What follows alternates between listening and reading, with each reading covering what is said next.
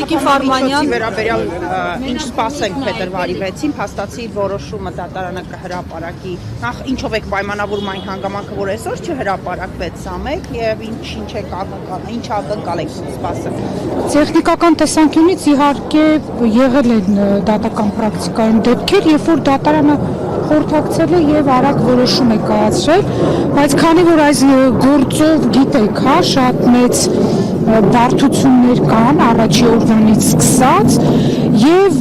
գուցե օբյեկտիվորեն, հա, դատարանը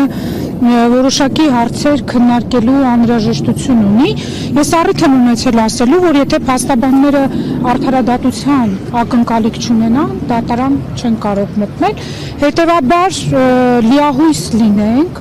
որ վերաքննիչ դատարանը այս կազմով նախ խափանման միջոցին վերաբերող արդարացի որոշում կկայացնի, մեր ամենամեծ ակնկալիքով խափանման միջոցը ընդհանրապես կվերացնի, եթե մեր ամենամեծ ակնկալիքը չիրագործվեց, գոնե քրեադատավարական հարկադրանքի մյուս միջոցները, ինչպիսիք են տնային կալանքը, վարչական հսկողությունը, բացակայելու արգելքը համակցված գրավով, դա նույնպես կիրառելի է եւ գուցե դա կիրառման այդ ուրեմն խափանման միջոցների կիրառման հնարավորությունը առաջանա, ամեն դեպքում հասկանալի է, որ կոլեգիալ մարմնի փոխարեն կանխադատողություն փաստաբանները չեն կարող անել, մենք իրականացրեցինք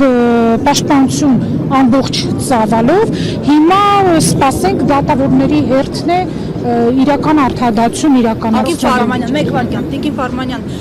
բացառիկ միջնորդություններին անդրադառնալով մերժվեցին միջնորդությունները, ամեն դեպքում օբյեկտիվորեն այդ կոնկրետ եւ Վաչե Մարգարյանի դատավոր հարցով է մամուլում այտենց աղմկահարույց հրապարակումներ եղել եւ նախագահող դատավորի հետ կապված փաստացի, այո, մի դեպքում բացառիկի միջնորդությունը իր կողմից ընդունվել է, այս դեպքում ինչու է այդ ընտրովի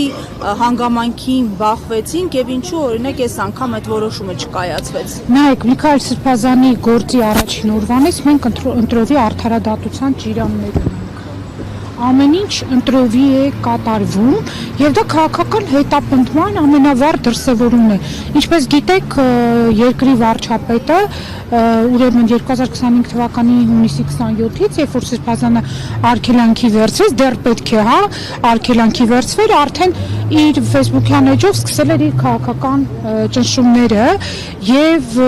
դա իր արդյունքը բացասական իմաստով տվեց, թե ինչու են ընտրովի արդարադատություն անում, դրա պատասխան պետք է արդարադատության մարմինները։ Արդարադատության մարմինը պնդում է, այսօր օրինակ Սերգեյ Գալյանը ասուլիս էր տալիս եւ փաստացի այնպես ստացվեց իր ասածից, ուղիղ չեմ մեջբերում, ամեն դեպքում ասվածից ստացվեց, որ սովորական հանցագործների հետ գործ ունենք, որովհետեւ այս պահին Հայաստանի Հանրապետությունում չկան քաղաքական բանտարկյալներ, եթե լինեին, օրինակ ԵԽԽՎ-ն այդ արձանագրումները կաներ։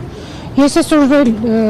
ի հակադարձում Սրբուհի Գալյանի հարցազրույց եմ տվել ու ասել եմ, որ ինքը իրականությանը չհամապատասխանող եւ իրենց այդպես պատրանքային մի իրավականության ֆոնն են, հա, երկրում ստեղծում, իսկ որ երկրում հակաիրավական գործընթացներին այլևս հաշիվ ու համար չկա, որ մենք ունենք բազմաթիվ քաղբանտարկյալներ եւ որ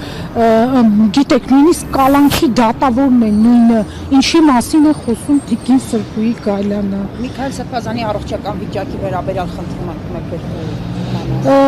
Հարգելի գործընկերներ, ես պատահականորեն չի, հա, որ չեմ հրապարակել ուրեմն ախտորոշումները եւ այն բժշկական միջամտությունները, որոնք որ իրականացվել են Սրբազանի նկատմամբ, ձեզ ասենք, որ վիրահատության անհրաժեշտություն է եղել, վիրահատվել է Սրբազանը, այդ վիրահատական բարդ շրջանը հաղթահարել է, հետո 2026 թվականի հունվարի 19-ին վատ ինքնազգացողություն է ունեցել, նորից հետազոտություններ են արել, ամսի 26-ին հունվարի նոր միջամտություններ են արել եւ երկրորդ եւ տարբերվող, հա, ներկա ուրեմն առողջական վիճակից տարբերվող բժշկական միջամտությունը պլանավորում է 2026 թվականի փետրվարի 10-ին։